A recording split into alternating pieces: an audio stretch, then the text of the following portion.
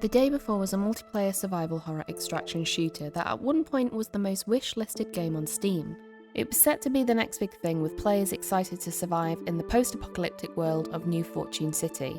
However, in the space of a few years, it went from being the most anticipated game of the year to being such a train wreck that it was purged from Steam altogether. But what the hell happened?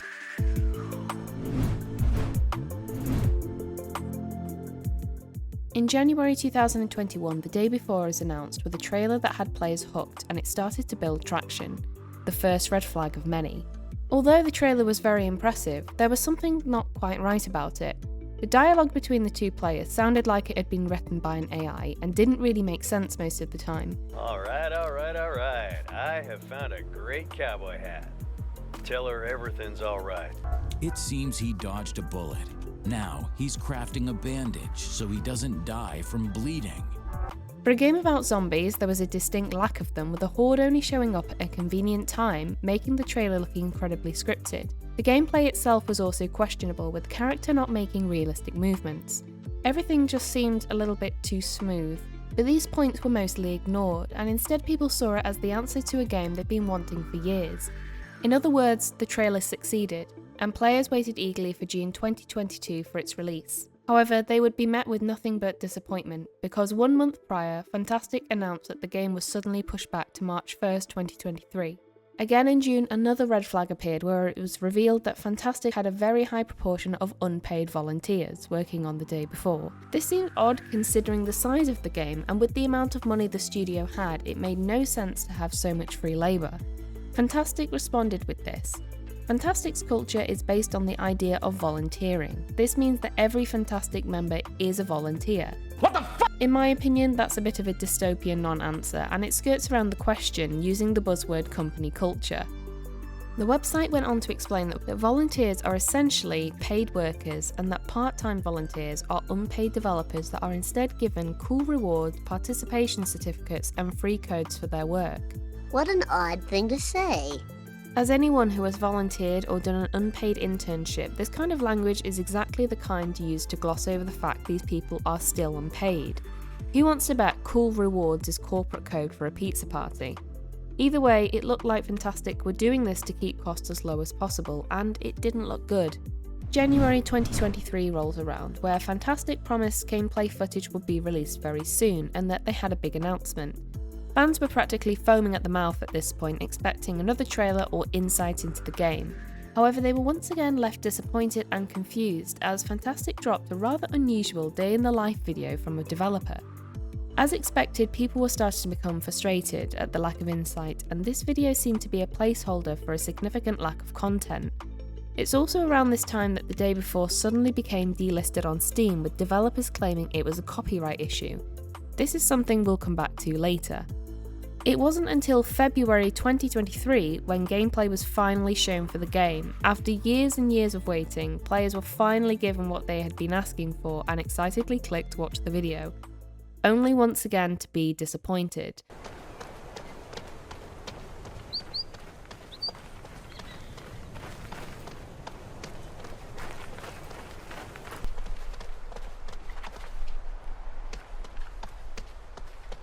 The gameplay video, which was, well, terrible, reflected none of the previous footage in the original trailer that players were expecting. The graphics were extremely low quality, and nothing really happened.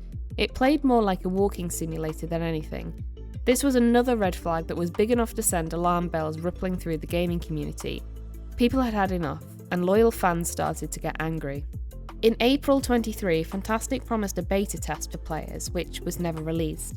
And in November 23, the studio announced that the game was delayed yet again, with early access being launched at the end of the year. At this point, people were understandably pissed, and it would take a miracle to fix the delays and broken promises made to fans. Which brings us all the way to December 7th, 2023, launch day. Excited players booted up their PCs and were ready to dive into the highly anticipated game. After all the delays, it had to be finally ready, right? Not quite.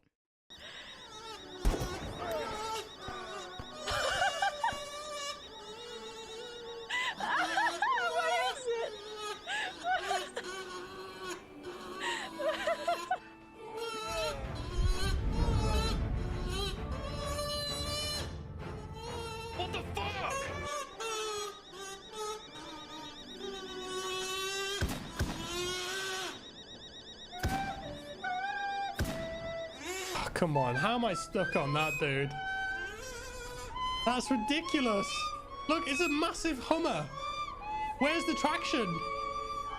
In a nutshell, it was a disaster, with graphics that didn't reflect the trailers, glitches, bugs, and just plain awful gameplay. There also seemed to be a mysterious lack of zombies, which, for a zombie game, kind of missed the point. Players were outraged, and it wasn't long before the negative reviews started pouring in. News sites and critics also added fuel to the fire. IGN rated it as a 1 out of 10, with the journalist stating it was one of the worst games I've ever played.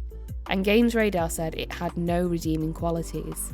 Days after release, Steam refunded all players and removed the game from the platform after the player count dropped to 75% 2 days after release. This then further declined to 90% just 4 days after release.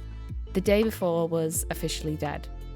Fntastic ceased trading as of the 22nd of Jan 2024. Their website is now a weird graveyard of a company which thousands thought held so much potential. So that leads us to the final question. Was this a real game with a studio that just got overwhelmed, or was it a scam from the start? Well, I think it's important to look at Fntastic in more detail and their history of game releases. The Wild 8 was the first game they released and is a survival action adventure set in Alaska. The project was initially funded as a $50,000 Kickstarter, which reached target within just 11 days. Upon release, the game had mostly positive reviews, with players enjoying the idea behind the game and pleasing graphics, but this didn't entirely mask the glaring issues, such as bugs, broken mechanics, and boring gameplay. In February 2017, it entered early access. However, just 9 months later, the game was sold to Hype Train, despite being unfinished and for some unplayable due to the amount of bugs. Publisher Hype Train stated that they had terminated business relations with Fntastic in 2017, and the game has lived on Steam abandoned ever since. Developers then turned their attention to Dead Dozen, a first-person survival horror. The game released in March 2018, and from the start received a very negative reception. The game is absolutely infested with bugs and gameplay mechanics which would break. Similarly to the Wild 8, the game was then left to rot while the studio moved on to Radiant 1 and Prop Night. Both games still having the same technical issues, however being much better received than their previous work. So it's safe to say that after a track record like that, Fntastic have a reputation of running away to avoid responsibility. After all of this, we arrive at the day before, a game that apparently took 5 years to make, yet the footage in all the gameplay looked extremely basic. The difference between the first trailer and the gameplay footage later on are so painfully different that it makes you question if that's really 5 years of work we're looking at, and if the trailers have just been made to give the illusion of progress. There's also the question of trademarking. Remember in January when they stated the game had a copyright issue? Well, as it turns out, an individual did some research and noticed that, in fact, the day before hadn't actually been trademarked, which meant anybody willing enough was able to effectively take the copyright license for themselves, which is exactly what happened. The game was taken down off Steam, the videos were delisted, and the company started to get into hot water with a potential name change looming on the horizon. While this was eventually resolved, the question on everyone's minds was, why on earth would you not trademark your own game, unless, of course, you never intended to release it properly in the first place? A question that went unanswered.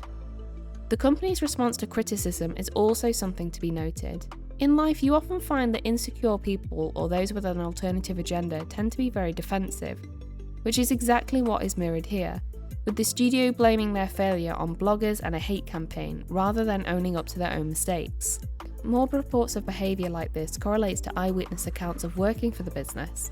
In an article published by PC Games N, a former volunteer for Fntastic claimed that the day before was strange from the start. Commenting when trailers and gameplay videos started to be released and questions were raised within the business regarding the emerging footage. They also say they were overworked and treated poorly. This isn't the only instance of accusations that the company is a toxic environment. In February 2024, GameStar revealed information from 16 former employees who claimed that management was toxic and lacked direction. The sources claimed that the founders would punish, fine, or even fire employees if they felt like it, with 2 employees being made to pay a fine of $1,930 for producing what they considered low-quality voice recordings. Former employees also spoke of constant surveillance and being overworked, with an internal communications platform being used to monitor activity, with employees being contacted at all times and often working 16-hour days with no time off during the week or weekends. In order to be an efficient studio, it seemed Fntastic had no regard for their employees whatsoever. So overall, there's a lot of evidence against the company, and honestly, I'm not too sure how they keep getting away with this. While Fntastic no longer exists, the founders are reportedly already working on another game, according to Gaming Bible in a 2024 article earlier this year. Oh, no, you don't. Although from what we've already looked at, I'm pretty sure I know how that's going to go. Let's hope we're pleasantly surprised. What do you think of the day before? How do you think it was handled? Do you think it's a scam? Let me know in the comments. Don't forget to like and subscribe for more content like this, and I'll see you next time.